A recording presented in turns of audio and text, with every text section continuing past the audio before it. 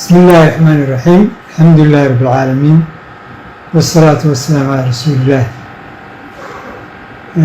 hamiga iyo himilada qaran waliba waxa weeye kor u qaadista dhaqaalaha dadka iyo dalka.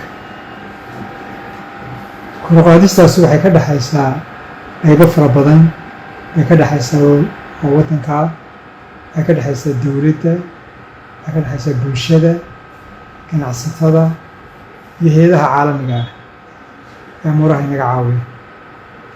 iyadoo taa laga duulayo baa shirweyne heer qarana lagu qabtay magaalada Hargeysa sanadkiina soo dhaafay 2023 maalmihii 14 ilaa 15 Oktoobar.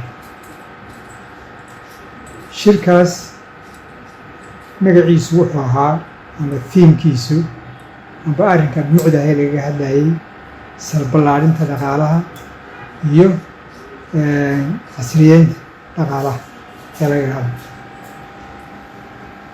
dad badan baa ka soo qayb galay oo ka jeediyey daraasado runtii aad iyo aad u qiimo badan.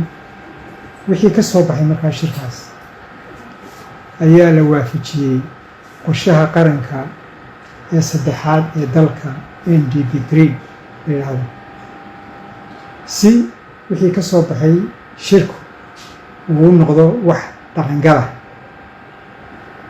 marka markii la waafajiyey waxaa laga soo saaray shirkii wixii ka soo baxay mashaariic baa laga soo saaray iyo siyaasado iyo qaab dhismeeyo iyo habraacyo ayaa laga soo saaray ee waafaqsan maxaa lahdaa qorshaha.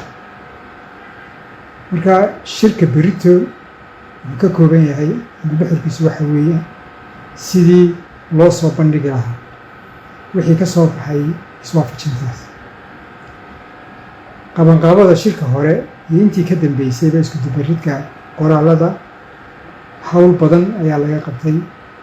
waxaan runtii halkan doonay uga mahad celiyo intii gacanta ka geysatay si toosa iyo si dadbanbaba. waxaan kaloo doonay in dhiiri geliyo inta ay mashaariicdu khusaysaa inay ka gutaan waajibaadkooda. aad baa mahadsantiin. assalaamu calaykum.